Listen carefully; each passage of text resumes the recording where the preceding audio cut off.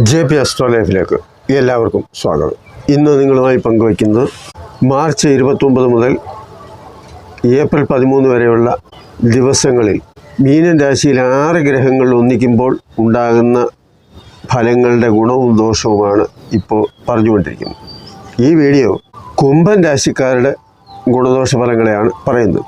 മീനൻ രാശിയിൽ 6 ഗ്രഹങ്ങൾ സംഗമിക്കുന്ന മാർച്ച് 29 മുതൽ ഏപ്രിൽ 13 വരെയുള്ള സമയമായ മീനമാസം 15 മുതൽ 30 വരെയുള്ള ദിവസങ്ങളിലെ കുംഭൻ രാശിക്കൂറുകാരായ അവിട്ടം 3-4 പാദങ്ങളുടെയും ചതയം പൂരിട്ടാതിയുടെ 1-2-3 പാദങ്ങളിലും ജനിച്ച നക്ഷത്രക്കാരുടെയും കുംഭം ലഗ്നത്തിൽ ജനിച്ചവരുടെയും ഫലമാണ് ഈ വീഡിയോയിലൂടെ പറയുന്നത്. സൂര്യനും ചന്ദ്രനും ബുധനും ശുക്രനും ശനിയും രാഹു ഈ 6 ഗ്രഹങ്ങളാണ് ഒന്നിച്ച് മീനൻ രാശിയിൽ നിൽക്കുന്നത്. അപ്പോൾ ഈ ഓരോ ഗ്രഹങ്ങളും വ്യത്യസ്തമായ ഫലങ്ങളെ പ്രദാനം ചെയ്യുന്ന ഗ്രഹങ്ങളാണ്. കുംഭൻ രാശിയുടെ ജന്മരാശിയുടെ അധിപൻ എന്ന് പറയുന്നത് ശനിയാണ്.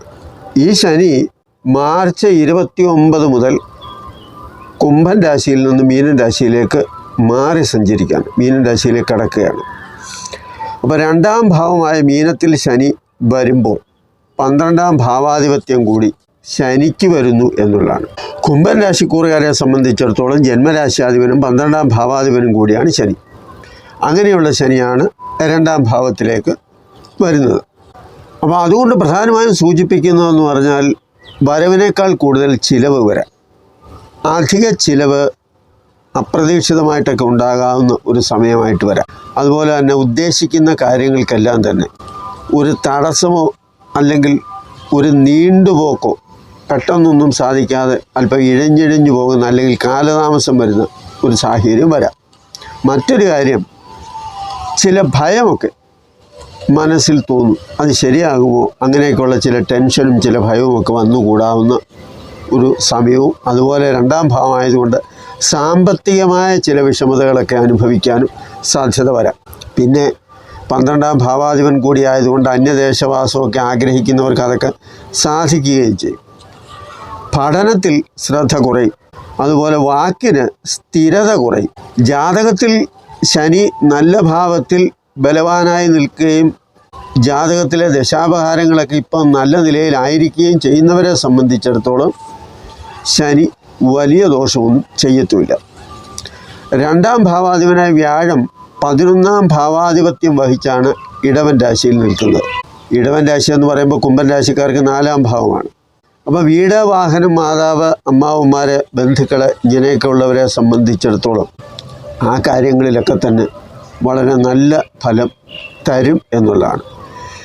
ഗോചരത്തിൽ അഥവാ ചാരവശാൽ 4 വ്യാഴം അത്ര മെച്ചമല്ലെന്നാണ് അസ്ട്രോളജിയിൽ പറയുന്നതെങ്കിലും ഗോചരഭാവത്തിൽ 5-ൽ ഗ്രഹം നിൽക്കുന്നത് കൊണ്ട് തന്നെ ഈ 4ാം ഭാവത്തിൽ വ്യാഴം നിൽക്കുന്നതിൻ്റെ വേദദോഷമൊക്കെ ഇല്ലാതാവും. അതുകൊണ്ടാണ് അത് ഗുണം ചെയ്യും എന്ന് പറയുന്നത്. 4ാം ഭാവാധിപൻ ഭാഗ്യാധിപനായി 2-ൽ വരുമ്പോൾ മീനത്തിൽ ഉച്ചരാശിയിലാണ് നിൽക്കുന്നത്. അപ്പോൾ 4ാം ഭാവാധിപൻ ശുക്രനാണ്. ആ ശുക്രൻ ഉച്ചരാശിയിൽ മീനത്തിലാണ് 2ാം ഭാവത്തിൽ നിൽക്കുന്നത്. അപ്പോൾ അങ്ങനെ വരുമ്പോൾ സാമ്പത്തികമായ അപ്രതീക്ഷിതമായ ചില മേന്മകളും ഈ സമയത്തുണ്ടാകാം. അപ്പോൾ 4ാം ഭാവം എന്ന് പറയുമ്പോൾ സ്വാഭാവികമായിട്ടും ഇപ്പോൾ ഒരു വീട് പണി ആരംഭിച്ചു, അത് മുഴുപ്പിക്കാൻ സാധിക്കാതെ തടസ്സപ്പെട്ട് കിടക്കുന്നു. അപ്പോൾ അങ്ങനെയൊക്കെ വരുമ്പോൾ അത് പൂർത്തീകരിക്കാനുള്ള സമയം ഉണ്ടാകാം, അല്ലെങ്കിൽ അതിനുള്ള സാഹചര്യമൊക്കെ കിട്ടും. അതുപോലെ പൂർത്തീകരിച്ച് താമസിക്കാൻ പറ്റാത്ത സാഹചര്യത്തിൽ അല്പം നീണ്ടുപോയെങ്കിൽ അക്കാര്യങ്ങളൊക്കെ ഉടനെ തന്നെ സാധിക്കാവുന്ന ഒരു അവസരവും വരും. പിന്നെ വീട് പുതുക്കി പണിയാൻ ആഗ്രഹിക്കുന്നവർക്ക്, ഒന്ന് മോടി പിടിപ്പിക്കാൻ ആഗ്രഹിക്കുന്നവർക്ക്, വൃത്തിയാക്കാൻ ആഗ്രഹിക്കുന്നവർക്കൊക്കെ ഈ കാര്യങ്ങളൊക്കെ സാധിക്കും. കാരണം 4ാം ഭാവാധിപനാണ് 2-ൽ ഉച്ചത്തിൽ നിൽക്കുന്നത്. അതുപോലെ വീട്ടുപകരണങ്ങളൊക്കെ വാങ്ങാൻ ആഗ്രഹിക്കുന്നവർ വീട്ടു സാധനങ്ങളൊക്കെ പഴയത് മാറ്റി പുതിയത് വാങ്ങാനോ അല്ലെങ്കിൽ പുതിയത് ഉണ്ടാക്കാനോ ഒക്കെ ശ്രമിക്കുന്നവരും, പഴയതിനേക്കാളൊന്ന് മോടി പിടിപ്പിച്ച് ഭംഗിയായി കാര്യങ്ങൾ, സുഖ സൗകര്യങ്ങളൊക്കെ, അതായത് വീടൊന്ന് വൃത്തിയാക്കി വീട്ടുപകരണങ്ങളും ഒക്കെ ഒന്ന് വാങ്ങിച്ച് ഒരു നല്ല, ഇപ്പോൾ ഉത്സവങ്ങളുടെ കാലം കൂടിയാണല്ലോ, അപ്പോൾ അത്തരത്തിൽ ഒരു നല്ല മാറ്റം ഉണ്ടാകാനുള്ള സാഹചര്യം ഈ സമയത്തുണ്ടാകും എന്നുള്ളതാണ് 4ാം ഭാവം കൊണ്ട് ഉദ്ദേശിക്കുന്നത്. അതുപോലെ പഴയ വാഹനം കൈവശമുള്ളവർ ആ വാഹനം ഒന്ന് മാറി ഒരു പുതിയ വാഹനം വാങ്ങിക്കാനോ അല്ലെങ്കിൽ പഴയത് തന്നെ ഒന്ന് റിപ്പയർ എടുത്ത് ഒന്ന് പുത്തനാക്കി വൃത്തിയാക്കി കൊണ്ടു നടക്കാനുള്ള ഒരു അവസരവും ഈ സമയത്തൊക്കെ ഉണ്ടാകും. രണ്ടാം ഭാവത്തിലെ ചന്ദ്രൻ സാധാരണഗതിയിൽ ചന്ദ്രൻ ബലവാനല്ല എങ്കിലും ആദ്യത്തെ 2 ദിവസം, അതായത് 29-30 ദിവസങ്ങളിലൊക്കെ ഉത്രട്ടാതി രേവതി നക്ഷത്രങ്ങളിലായതുകൊണ്ട് ചന്ദ്രൻ മീന രാശി നിൽക്കുമ്പോൾ അത് മാതാവിന് ചില മനപ്രയാസങ്ങളും ചില വിഷമതകളും ഒക്കെ ഉണ്ടാക്കാം എന്ന് സൂചിപ്പിക്കുന്നുണ്ട്. ബുധനെ സംബന്ധിച്ച് പറയുമ്പോൾ ബുധൻ നീചനായിട്ട് മൗഢ്യം പ്രാപിച്ച് നിൽക്കുന്ന സമയമായിരുന്നല്ലോ. അപ്പോൾ വിദ്യാർത്ഥികളെ സംബന്ധിച്ചും യുവജനങ്ങളെ സംബന്ധിച്ചും ഒക്കെ പഠിക്കുന്നവരെ സംബന്ധിച്ചൊക്കെ അതിനൊന്നും അത്ര നല്ല സമയം അല്ലായിരുന്നു. ഒന്നാമത് നീചരാശി, രണ്ടാമത് മൗഢ്യം. അപ്പോൾ വിദ്യാർത്ഥികളിൽ പലർക്കും വിദ്യാഭ്യാസം കൊണ്ട് പ്രയോജനമില്ലാതെ വന്നു കാണും, അല്ലെങ്കിൽ പഠനം പൂർത്തിയാക്കാൻ സാധിക്കാതെ വരാം, തടസ്സങ്ങൾ വരാം, ഉഴപ്പിയടിച്ച് അതിന് വലിയ പ്രാധാന്യമൊന്നും കൊടുക്കാതെ സമയം വെറുതെ കളഞ്ഞെന്ന് വരാം. പിന്നെ കൂട്ടുകെട്ടുകൾ അത് പല പ്രശ്നങ്ങളും ഉണ്ടാക്കിയെന്ന് വരാം, പല ബുദ്ധിമുട്ടുകളും വീട്ടുകാർക്കും ബന്ധുക്കൾക്കും മറ്റുള്ളവർക്കൊക്കെ ഉണ്ടാക്കിയെന്ന് വരാം. ഇങ്ങനെയൊക്കെ ഉള്ള സാഹചര്യങ്ങളൊക്കെ വരുമ്പോൾ പലരും ബന്ധത്തിലുള്ളവർ തന്നെ ഇവൻ്റെ പോക്ക് അല്ലെങ്കിൽ ഇവരുടെ പോക്ക് ശരിയല്ല എന്നുള്ള രീതിയിലൊക്കെ ഒരു അകൽച്ചയൊക്കെ ഉണ്ടായും വരാം. അപ്പോൾ അങ്ങനെയൊക്കെ ഇരിക്കുന്ന സാഹചര്യത്തിലാണ് ഏപ്രിൽ 1-ാം തീയതി മൗഢ്യം തീർന്ന് അതിനു മുമ്പ് മുതൽ തന്നെ വക്രഗതിയെ പ്രാപിച്ച് വരുന്നത് കൊണ്ട് ഇത്തരം കാര്യങ്ങളിൽ, അതായത് ബുദ്ധിപരമായ കാര്യങ്ങളിലും പഠിക്കുന്ന കാര്യങ്ങളിലും ചെറുപ്പക്കാരെ സംബന്ധിച്ച കാര്യങ്ങളിലും കൂട്ടുകെട്ടിലുണ്ടായ ബുദ്ധിമുട്ടുകളും പ്രയാസങ്ങളും ഒക്കെ മനസ്സിലാക്കി അതിനൊക്കെ ഒരു മാറ്റം വരണം എന്ന് ചിന്തിച്ച് കുറേ നല്ല രീതി, അതായത് വിദ്യാർത്ഥികൾ പഠിക്കണം എന്നുള്ള ഒരു ആഗ്രഹം, അതുപോലെ തന്നെ ഈ പത്രമാധ്യമങ്ങളിലും അതുപോലെ ഏത് ചാനലെടുത്ത് തുറന്നാലും കുറേ നാളുകൊണ്ട് തന്നെ വിദ്യാർത്ഥികളെ സംബന്ധിക്കുന്ന വളരെയേറെ ഒട്ടനവധി മോശമായ അനുഭവങ്ങൾ നമ്മൾ കണ്ടുകൊണ്ടിരിക്കുകയാണ്. 1 ക്രൂരത, 2 ലഹരിയുടെ ഉപയോഗം, അങ്ങനെ പലതും ഉണ്ടായിരുന്നു. അപ്പോൾ അതിൽ നിന്നൊക്കെ ഒന്ന് മാറി ചിന്തിക്കാൻ പറ്റുന്ന ഒരു സാഹചര്യം ഈ 1-ാം തീയതി മുതൽ ഉണ്ടാകാം എന്നുള്ളതാണ്. ഇച്ചിരി പേടിയും ഭയവും ഒക്കെ ഉണ്ടാകാനുള്ള ഒരു അവസരം വരുന്നു, അതാണ് സൂചിപ്പിച്ചത്. അപ്പോൾ അങ്ങനെയുള്ള ഒരു മാറ്റം ഉണ്ടാകുമ്പോൾ സ്വാഭാവികമായും പഠിത്തത്തിൽ ഒരു ചെറിയ പുരോഗതി വരാം. അതുപോലെ വിദ്യാഭ്യാസം കഴിഞ്ഞു നിൽക്കുന്നവർക്ക് ഏതെങ്കിലും തരത്തിൽ ചിലവിനെങ്കിലും കാശ് കിട്ടുന്ന തരത്തിൽ ഒരു തൊഴിൽ മാർഗമൊക്കെ രൂപപ്പെട്ടെന്ന് വരാം. അതുപോലെ ഉപരിപഠനത്തിന് ശ്രമിക്കുന്നവർക്ക് അതിനുള്ള ഒരു അവസരമൊക്കെ ഉണ്ടായെന്ന് വരാം. മീനൻ രാശിയിലെ ബുധനായതുകൊണ്ട് വിദേശ പഠനമൊക്കെ ആഗ്രഹിക്കുന്നവർക്ക് അതും ചിലപ്പോൾ സാധിച്ചെന്ന് വരാം. അപ്പോൾ ഈ പൊതുവെ പറയുമ്പോൾ നേരത്തെ ഉള്ള ആ ഒരു ബുധൻ്റെ മോശമായ അവസ്ഥയിൽ നിന്ന് കുറേ മാറ്റങ്ങൾ വരുന്ന ഒരു നല്ല സമയമായിട്ട് നമുക്കിതിനെ കാണാൻ സാധിക്കും എന്നുള്ളതാണ്. പിന്നെ പിതാവിനെ സംബന്ധിച്ച് പറയുമ്പോൾ സൂര്യൻ 2-ാം ഭാവത്തിൽ നിൽക്കുമ്പോൾ പിതാവിനെ സംബന്ധിച്ചും പിതൃതുല്യരായവരെ സംബന്ധിച്ചും സർക്കാരുമായി ബന്ധപ്പെട്ട കാര്യങ്ങളിലും ഒരു നല്ല ഫലം വരുന്നില്ല എന്നുള്ളതാണ്. അത് സാമ്പത്തികമായ ബുദ്ധിമുട്ടും അതുപോലെ തന്നെ പല തരത്തിലും അവിചാരിതമായ നഷ്ടവും അധിക ചിലവും ഒക്കെ വരാവുന്ന ഒരു കാര്യമാണ്. സർക്കാർ ജോലി ചെയ്യുന്നവരെ സംബന്ധിച്ചും ചില നഷ്ടങ്ങൾ, അതായത് ചിലപ്പോൾ ഒരു പക്ഷേ അപ്രതീക്ഷിതമായ സ്ഥലം മാറ്റമോ മറ്റു കാര്യങ്ങളോ അതുപോലെയൊക്കെയുള്ള ചിലവുകൾ അധികരിക്കുന്ന കാര്യങ്ങളൊക്കെ വരാം. പിന്നെ ശുക്രൻ 2-ാം ഭാവത്തിൽ മീനത്തിൽ നിൽക്കുമ്പോൾ അത് ഉച്ചരാശിയിലാണ്, അത് 2-ാം ഭാവം ഇഷ്ടഭാവമാണ്. അപ്പോൾ അങ്ങനെ വരുമ്പോൾ അത് വളരെയേറെ ഗുണം ചെയ്യുന്ന ഒരു കാര്യം കൂടിയാണ്. കാര്യങ്ങളൊക്കെ പറഞ്ഞു മനസ്സിലാക്കാനുള്ള കഴിവ്, ഏത് വിഷയമായാലും അത് ഭംഗിയായി അവതരിപ്പിക്കുകയും അതിലെ തെറ്റുകുറ്റങ്ങളൊക്കെ ബോധ്യപ്പെടുത്തുകയും അങ്ങനെയൊക്കെ ചെയ്യാൻ പറ്റുന്ന ഒരു സമയം.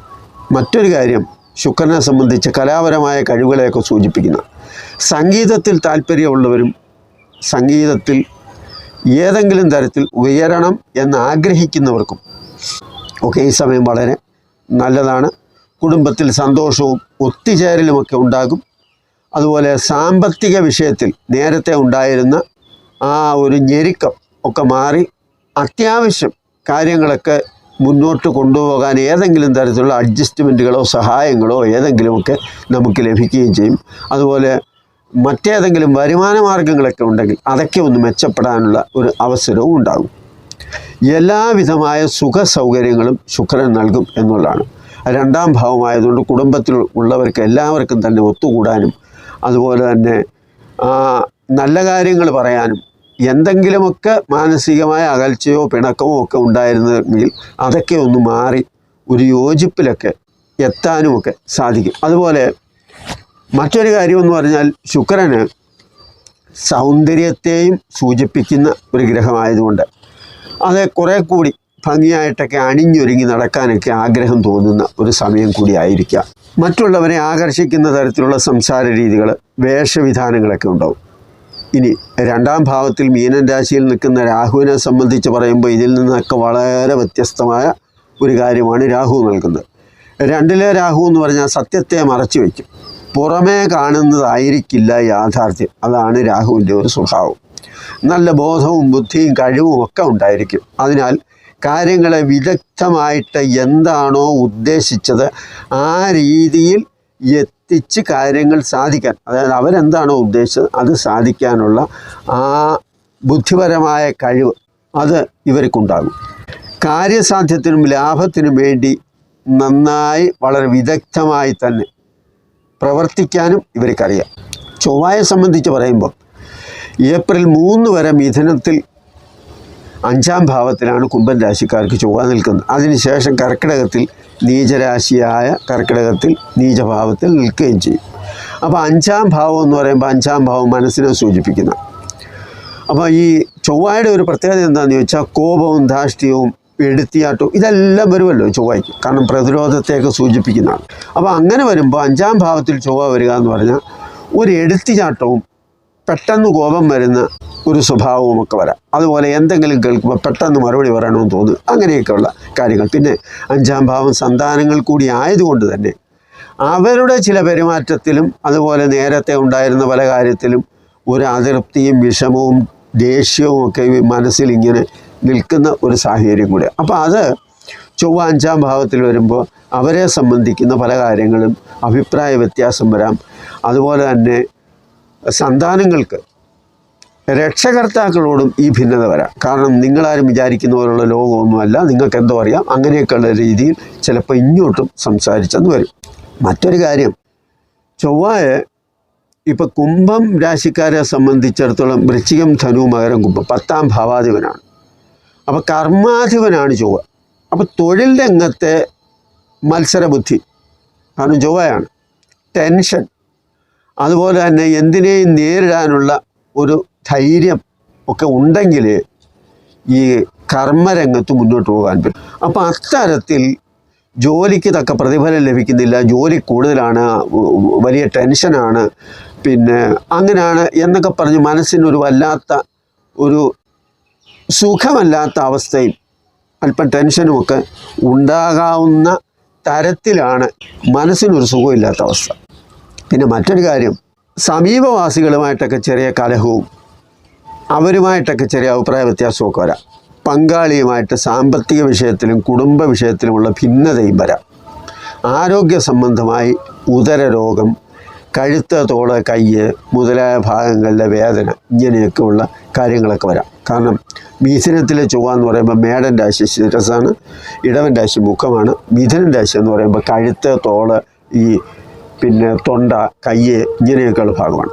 അപ്പോൾ ഈ ഭാഗത്തൊക്കെ ഏതെങ്കിലും തരത്തിൽ തട്ടലോ മുട്ടലോ വേദനയോ അങ്ങനെയൊക്കെയുള്ള എന്തെങ്കിലുമൊക്കെ കാര്യങ്ങൾ സംഭവിക്കാനുള്ള സാധ്യതയും ഉണ്ട്.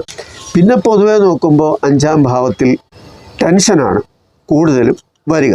പിന്നെ ചൊവ്വ ഏപ്രിൽ 3 മുതൽ കർക്കിടകത്തിൽ 6ാം ഭാവത്തിലാണ് സഞ്ചരിക്കുന്നത്. അപ്പോൾ 6ാം ഭാവം എന്ന് പറയുമ്പം ചൊവ്വയാണ്. അത് 6ാം ഭാവത്തിൽ വരിക എന്ന് പറയുമ്പം ഫൈറ്റ് ചെയ്ത് കുറേ കാര്യങ്ങൾ നേടും. എന്ന് പറഞ്ഞാൽ ഭൂമി സംബന്ധമായ ലാഭം, സാമ്പത്തികമായ ലാഭം, അതുപോലെ നഷ്ടപ്പെടും എന്ന് കരുതിയ സ്വർണമോ അതുപോലുള്ള ഉരുപ്പടികളോ ഒക്കെ ഉണ്ടെങ്കിൽ അതൊക്കെ ചിലപ്പോൾ തിരിച്ചു കിട്ടാം. അതുപോലെ തന്നെ 6ാം ഭാവം രോഗത്തെയും ശത്രുവിനെയൊക്കെ സൂചിപ്പിക്കുന്നു. അപ്പോൾ പലരുമായിട്ടും ചില കലഹത്തിനൊക്കെയുള്ള സാധ്യത വരാം. അതുപോലെ ചില ശത്രുതാ മനോഭാവമൊക്കെ ചിലരൊക്കെ വെച്ചു പുലർത്തിയെന്ന് വരാം. അങ്ങനെയൊക്കെ ഉണ്ടായാലും 6ാം ഭാവത്തിലെ ചൊവ്വ പോരാട്ട വീര്യത്തെ ഉണ്ടാക്കുന്നതാണ്. പിന്നെ മറ്റൊരു കാര്യം, ഈ ചൊവ്വയ്ക്ക് നീചത്തിലാണല്ലോ ചൊവ്വ. ഏപ്രിൽ 3-ാം തീയതി മുതൽ കർക്കിടകൻ രാശിയിൽ നിൽക്കുന്ന ചൊവ്വ എന്ന് പറയുമ്പോൾ നീചരാശിയില്ല. അപ്പം നീചരാശിയുടെ കർക്കിടകൻ രാശിയുടെ ഉച്ചരാശിയാധിപൻ എന്ന് പറയുന്നത് വ്യാഴമാണ്. കാരണം വ്യാഴം കർക്കിടകത്തിൽ ഉച്ചരാശിയായിട്ട് വരുന്ന ഗ്രഹമാണ്. ആ വ്യാഴം കുംഭം, മീനം, മേടം, ഇടവൻ രാശി 4ാം ഭാവത്തിൽ, അതെ കേന്ദ്രഭാവത്തിൽ. അപ്പോൾ അങ്ങനെ വരുമ്പോൾ അവിടെ ഒരു നീചഭംഗ രാജയോഗം കൂടി വരും. അതുകൊണ്ടാണ് ഞാൻ പറഞ്ഞത്, ചില കലഹവും വഴക്കും അതും ഇതുമൊക്കെ ഉണ്ടായാലും ഭൂമി സംബന്ധമായിട്ടും നഷ്ടപ്പെട്ടു പോയി എന്ന് വിചാരിച്ചിരിക്കുന്ന പല സാധനങ്ങളും തിരിച്ചു കിട്ടാനൊക്കെയുള്ള ആ ഒരു ഭാഗ്യം അതുകൂടി ഉണ്ടാകാനുള്ള ഒരു സാധ്യതയുണ്ട്. പിന്നെ ഈ പറഞ്ഞതെല്ലാം എന്താണെന്ന് ചോദിച്ചാൽ, ഈ ഓരോ ഗ്രഹങ്ങളുടെയും പൊതുവായ ഫലങ്ങളാണ്, പൊതുസ്ഥിതിയാണ്. കാരണം ഓരോ ഗ്രഹങ്ങളും ചൊവ്വ നൽകുന്ന ആ ഫലമായിരിക്കില്ല രാഹു നൽകുന്നത്, അതായിരിക്കില്ല ശുക്രൻ നൽകുന്നത്. ഈ 6 ഗ്രഹങ്ങളും വ്യത്യസ്തമായ സ്വഭാവത്തിലും ഫലത്തിലും ഉള്ള ഗ്രഹങ്ങളാണ് ഒന്നിച്ച് നിൽക്കുന്നത്. അപ്പോൾ അതുകൊണ്ട് തന്നെ അങ്ങോട്ടും ഇങ്ങോട്ടുമൊക്കെ ചില സ്വാധീനമൊക്കെ വരുമ്പോൾ ചെറിയ മാറ്റങ്ങളൊക്കെ ഈ ഫലത്തിലുണ്ടാകാം. പറഞ്ഞു വന്നത് എന്താണെന്ന് ചോദിച്ചാൽ, ഒരു പൊതുഫലമാണ് പറഞ്ഞത്. അപ്പോൾ ഈ ഫലത്തിൽ നല്ലതും മോശവുമായ കാര്യങ്ങൾ നിങ്ങൾക്ക് അനുഭവപ്പെടണമെങ്കിൽ, ഇപ്പോൾ ശനിയെ സംബന്ധിക്കുന്ന കാര്യങ്ങൾ, ജന്മാധിപനാണ്. അപ്പോൾ അങ്ങനെയുള്ള ശനി നിങ്ങൾക്ക് ജാതകത്തിൽ നല്ല അവസ്ഥയിലാണ്. ഇപ്പോൾ ദശാപഹാര കാലമനുസരിച്ച് നല്ല സമയമാണെങ്കിൽ ശനി വലിയ ദോഷമൊന്നും ചെയ്യത്തില്ല. അതുപോലെ ഓരോ ഗ്രഹങ്ങളും നല്ല സമയമാണെങ്കിൽ ജാതകത്തിൽ വലിയ ദോഷമൊന്നും ഒരു സമയത്തും ഉണ്ടാകത്തില്ല. എന്നാൽ ഗുണം കുറയാം എന്ന് മാത്രമേ ഉള്ളൂ. അതായത് ചാരവശാൽ ഗ്രഹങ്ങൾ സഞ്ചരിക്കുമ്പോൾ ദോഷവും ജാതകത്തിൽ നല്ല ഫലവുമാണെങ്കിൽ ദോഷഫലത്തിന് കുറവ് വരും. അതുപോലെ ജാതകത്തിൽ പറയുന്ന അതുപോലുള്ള ഗുണഫലങ്ങൾ 100% ലഭിക്കില്ല, അതിന് വലുപ്പം കുറവ് വരും. മറിച്ച് ജാതകം മോശമാണെങ്കിൽ, ജാതകത്തിലെ സ്ഥിതിയും ഇപ്പോഴത്തെ സമയവും മോശമാണെങ്കിൽ ഈ പറയുന്ന ദോഷഫലങ്ങൾ ഒരല്പം കൂടുതലും അനുഭവിക്കും. അതാണ് അതിൻ്റെ ഒരു പ്രത്യേകത. പിന്നെ ഈ വീഡിയോ ചെയ്യുന്നത് മാർച്ച് 29-ാം തീയതി ശനിയാഴ്ച വൈകുന്നേരമാണ്. ഞാനിത് പറയാൻ കാര്യം എന്താണെന്ന് ചോദിച്ചാൽ, 29-ാം തീയതി രാശി മാറുന്നു, അതുപോലെ തന്നെ സൂര്യഗ്രഹണവും വരുന്നു. ഇത് സഹസ്രകോടീശ്വര യോഗം, കോടീശ്വര യോഗം, രാജയോഗം എന്നൊക്കെ പറഞ്ഞ് ഒരു ദിവസം 2ഉം 3ഉം വീഡിയോകൾ നിരന്തരമിട്ട് ആൾക്കാരെ പറ്റിക്കുന്ന ചില ചാനലുകാരുമുണ്ട്. ഞാൻ നേരത്തെ മുതലേ ഇതിൻ്റെ ആദ്യം തന്നെ ഞാൻ നിങ്ങളോട് പറഞ്ഞിട്ടുണ്ട്, ഈ സൂര്യഗ്രഹണം നമ്മുടെ ഭാരതത്തിൽ അനുഭവപ്പെടുന്ന ഒരു കാര്യമല്ല. മറ്റേതെങ്കിലും രാജ്യത്ത് അനുഭവപ്പെടുകയാണെങ്കിൽ അവിടുത്തെ കാര്യം അവിടുത്തെ സ്വഭാവം അനുസരിച്ചായിരിക്കും അനുഭവപ്പെടുക. നമുക്ക് യാതൊരു കുഴപ്പവുമില്ല, ഇന്ത്യക്കാർക്കും കുഴപ്പമൊന്നുമില്ല. അങ്ങനെ ഇരിക്കുമ്പോൾ സൂര്യഗ്രഹണമായാലും ചന്ദ്രഗ്രഹണമായാലും ആ ദിവസവും ആ സമയവും ഒരു ശുഭഫലവും തരത്തില്ല. കാരണം സൂര്യനും ചന്ദ്രനുമാണ് നമ്മുടെ ഭൂമിയെയും പ്രകൃതിയെയും നിലനിർത്തുന്നത്. അതുകൊണ്ട് തന്നെ പ്രകൃതിക്ക് പല മാറ്റങ്ങൾ വരാം, ജീവജാലങ്ങൾക്ക് പല വ്യത്യാസങ്ങളും സ്വഭാവത്തിൽ ആ സമയത്തൊക്കെ ഉണ്ടാകാം. അതൊക്കെ നേരത്തെ മുതലേ ഗവേഷണം നടത്തുന്നുമുണ്ട് ഇപ്പോഴത്തെ ആധുനിക ശാസ്ത്രജ്ഞന്മാർ. അപ്പം നമ്മുടെ രാജ്യത്ത് അനുഭവപ്പെടാത്ത ഇല്ലാത്ത ഒരു സൂര്യഗ്രഹണത്തിൻ്റെ പേരിൽ എന്തോ വലിയ നേട്ടങ്ങളുണ്ടാകുന്നു എന്ന് പറഞ്ഞ് ആളുകളെ പറ്റിക്കുമ്പോൾ ഇത് അറിവില്ലായ്മ കൊണ്ടാണ് നിങ്ങൾക്ക് നേരിടേണ്ടി വരുന്നത്, അല്ലെങ്കിൽ ഇങ്ങനെയൊക്കെ കാണേണ്ടി വരുന്നത്. കാണുമ്പോൾ നിങ്ങൾക്കൊരു സന്തോഷം തോന്നും, ആഹാ സൂര്യഗ്രഹണം വരികയാണ്, ശനി മാറുകയാണ്, നമ്മുടെ ദോഷമൊക്കെ മാറി, എന്തോ വലിയ കാര്യം സംഭവിക്കാൻ പോകുന്നു. ഒന്നും സംഭവിക്കത്തില്ല. ഇവിടെ സൂര്യഗ്രഹണം ഒട്ടില്ലാണ്. കാരണം ഉണ്ടായിരുന്നെങ്കിൽ, സൂര്യഗ്രഹണം എന്ന് പറഞ്ഞാൽ പകൽ സമയം സൂര്യനെ മറച്ച് രാത്രി പോലെ ഇരുട്ടായി വരുന്ന ഒരവസരം ഉണ്ടാവുക എന്നാണ് അതിൻ്റെ അർത്ഥം. അല്ലാതെ ഒരു കാർമേഘം വന്നു അല്ലെങ്കിൽ ഒരു മഴക്കോള് കൊണ്ടു, അതൊന്നുമല്ല സൂര്യഗ്രഹണം.